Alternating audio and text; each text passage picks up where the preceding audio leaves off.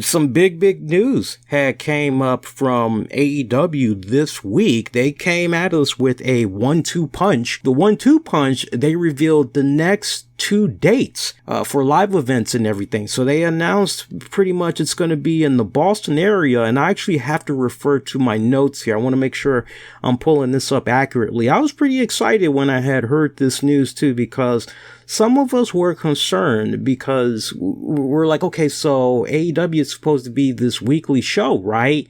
And yet we only have heard about the show happening at the Capital One Arena in Washington, D.C. That's supposed to be happening in October, but we haven't heard anything as far as, hey, episode 2, episode 3, the venues are going to be here. We haven't heard anything like that. So that kind of left some of us scratching our heads a little bit, wondering, okay, so yeah, what exactly is going on? But October 9th, AEW is going to be bringing the action to Boston. And then a week later, Philadelphia on October the 16th. Again, Boston, October 9th. And then the following week, Philadelphia on October the 16th.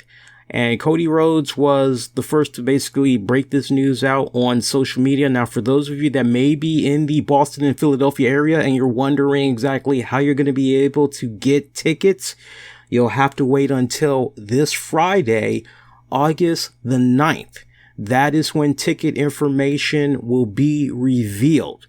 Again, that is when ticket information will be revealed. I can only imagine maybe it's going to be something kind of similar to what they had did in regards to selling the tickets for the DC show. I would like to believe the announcement is going to be made this Friday, and basically, hey, next Friday, blah, blah, blah, blah, blah, is when tickets will go on sale for the Boston and the Philly shows. I would like to believe that's how they're going to try to do it.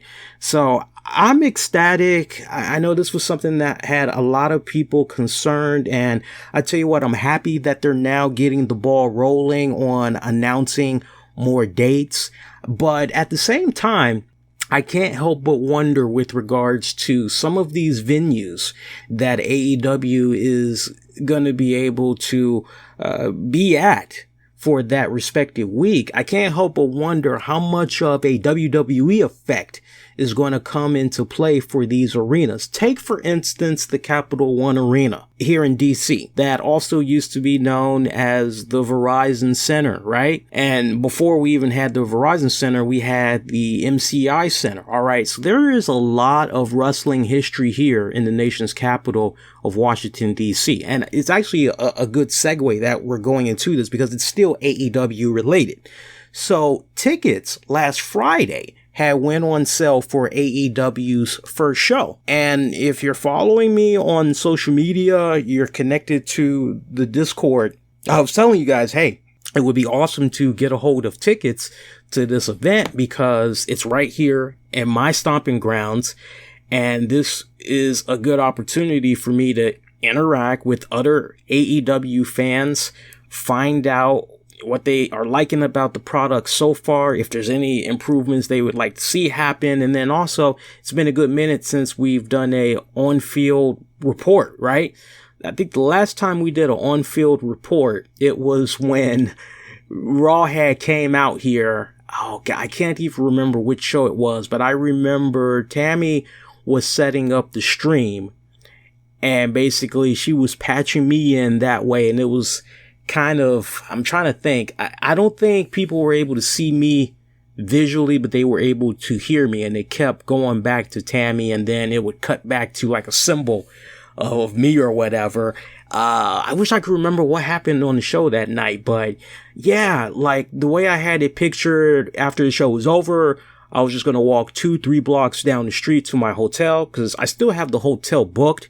I'm hoping that more tickets are going to be released, and I have a feeling more tickets are going to be released. Cody Rhodes and them pretty much said, look, once we get the production thing figured out, set up and everything, we could potentially be releasing an additional 2,000 to 3,000 tickets, right?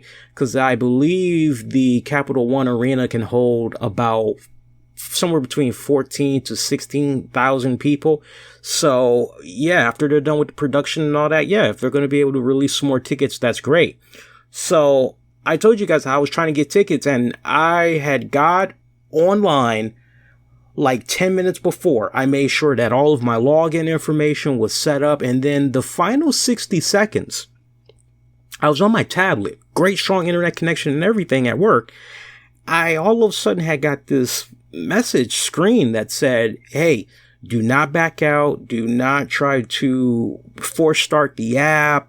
Don't close this window because it's not going to change your place in line, basically. Like, you're locked in. You may experience an extended period of time in waiting, but when your time comes, go ahead and get your tickets. So I went to Ticketmaster. That's pretty much where everybody was for the tickets.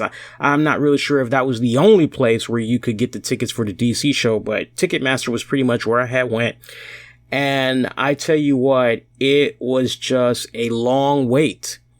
It was such a long wait. And I remember finally, after about maybe 10 minutes, I finally was able to see tickets. And it was, oh, okay, well, let me go grab this. Sorry, a fan had already grabbed these tickets. Okay, well, these look good. Sorry, a fan had already grabbed these tickets. Okay, well, let me go for this one.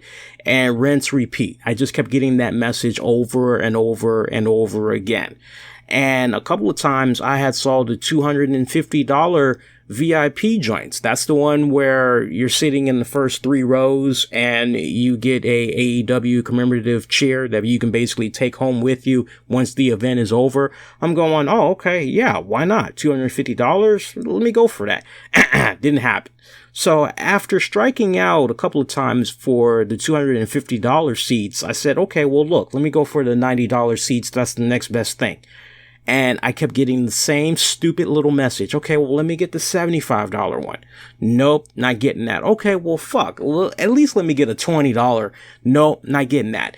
And it went on like this for about 45 minutes. 45 minutes. It was very frustrating. And if you were following me on social media, I tweeted at one point, I said, man, as long as I have been buying tickets to events here in DC, and it goes back to some years, I've never experienced a situation like this where it's that goddamn difficult to get tickets. Never. And it was very frustrating. I couldn't help but see that I'm not the only DC, Maryland, Virginia resident that was having the same issues with Ticketmaster. There was a lot of people that were complaining about what was going on with Ticketmaster, and we all were left to the same conclusion, which was, hey, there are a lot of bots, scalpers that are doing their thing with these AEW tickets, and it's a damn shame because it's ruining the experience for everybody. Now look, it ain't a full 100% scalpers and bots. I think we all can be in agreement of that without a shadow of doubt. But sadly, you've got scalpers and bots that are at play, and then you have people that are at play for the sole purpose of trying to just make a profit. Perfect example. You can go back and you can see this on my Twitter at the RCWR show. At one point, I share a screenshot image of some of the seats that were available. And I said, hey, I saw these same seats, the row, lettering, all that. These were the same seats that I had tried to get that were at the original price. And they were selling for 10 times the amount. You had one seat that should have been $90 that was going for like $700 and something dollars. You had another knucklehead that was selling, I think, somewhere between 2 to 4 tickets. I believe he was selling those anywhere from $4 to $7,000. Yeah, you heard me right. Anywhere from $4 to $7,000. As a matter of fact, I'm looking at it right now. So you had section 107, row K. All right. So when you look at the map for the Capital One Arena, when it comes to the wrestling events, you're kind of going, okay, Roque, that ain't really nothing to be tripping over. That ain't really nothing. 2 tickets, section 107, Roque. Those tickets should have probably been somewhere between $70 to $90. Well, those tickets were going up online on eBay for $681. How about maybe, let's go a little bit further, right? Let's go a little bit more further up to the nosebleed section, all right? Let's jump from K and let's just go to section R, all right? Or row R, rather, right? Okay, well, how about 2 tickets for, let's say section 103, row R, as in Robert, right? Okay, so now we're talking nosebleed seats. So pretty much that should be what? That should probably be $50. Yeah, maybe somewhere between $20 to $50. Yeah, those 2 tickets on eBay were going for $723. Row A. Now, these weren't no VIP seats. This ain't gonna get you your AEW commemorative cheers. No. This ain't gonna get you no AEW meet and greets. None of that shit. No. 4 tickets. Section 216, row A, as in Apple, was going for $4,818. Yeah, folks. Section A, row 6, 2 tickets.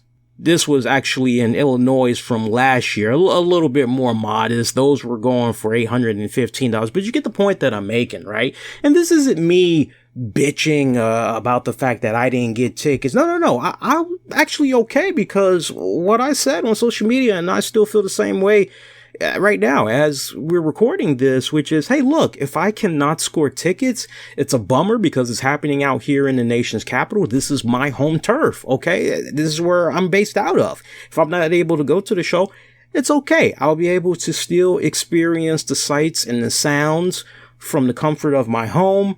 I don't have to worry about dealing with traffic. And see, that's the sad part. That is the sad part. Anytime there has been some type of an event, sporting, musical, you name it. Anytime there's been some type of a major event in DC, sadly, WMATA does not extend their operations of rail service and bus service.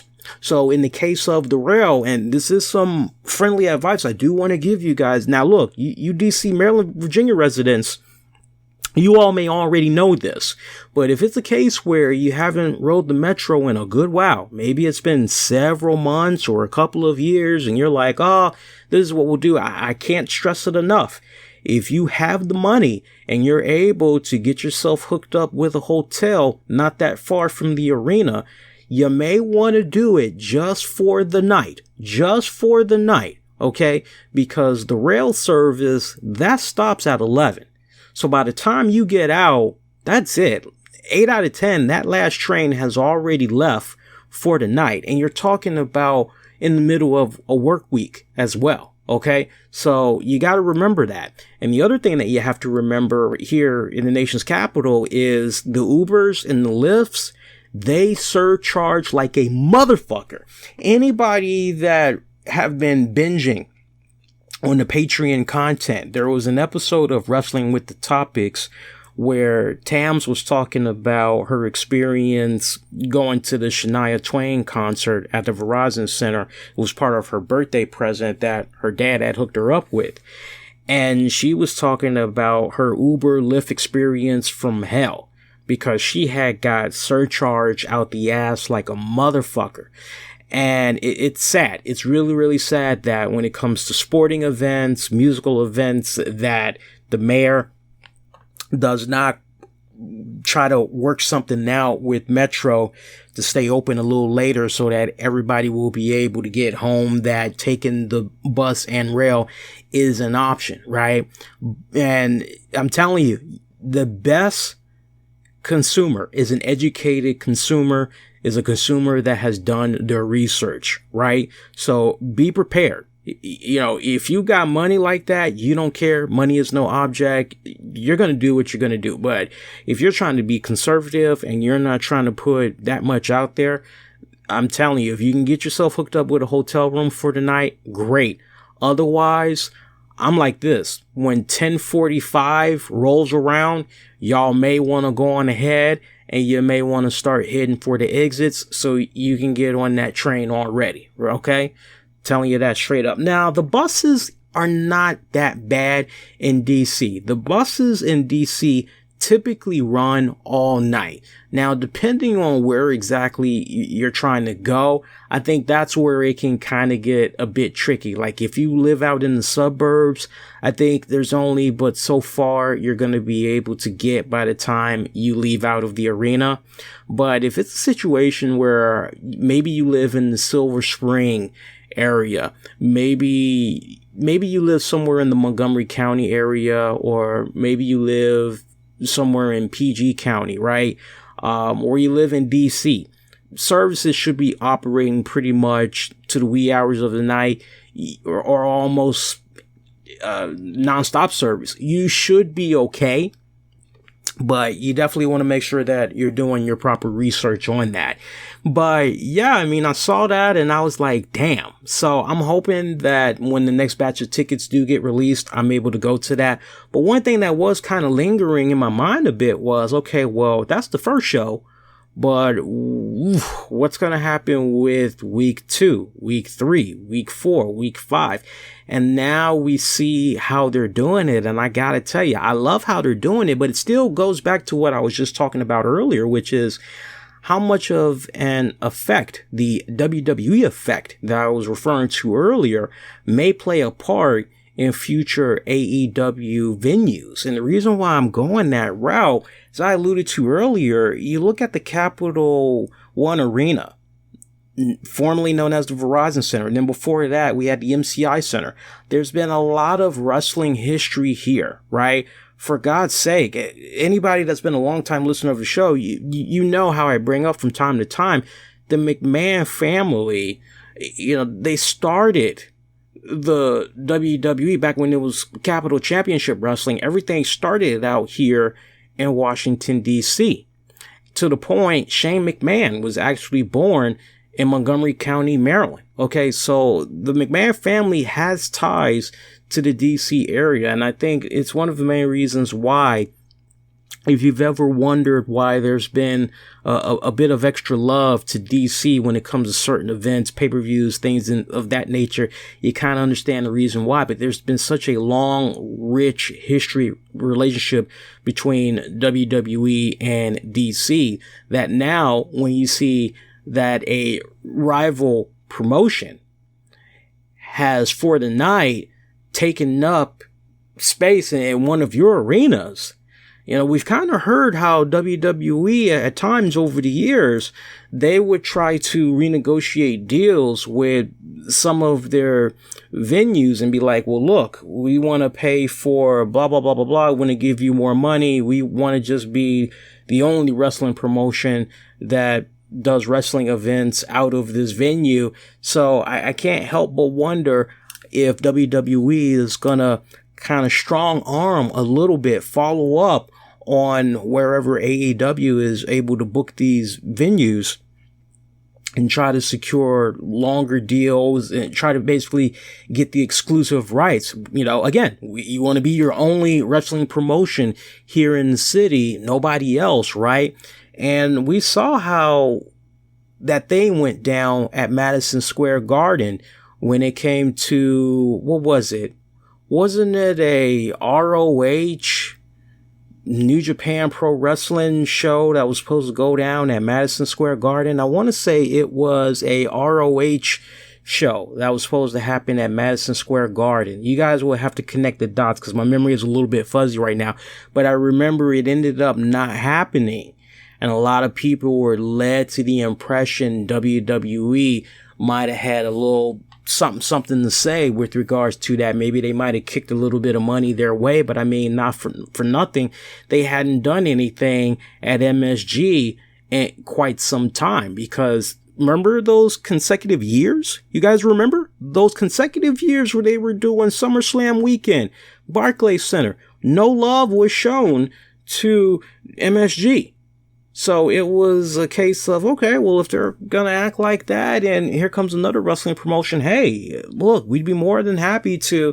And then you saw how eventually we had got the New Japan Pro Wrestling ROH. They were able to do their thing at MSG. That was a great fucking turnout, right? Meanwhile, WWE has been struggling, and that continues to be a recurring theme as far as house attendance goes. You know, the house attendance numbers, it's not good. It's down. But yeah, that's definitely something I'm going to be paying attention to, is the WWE effect on AEW, if at all.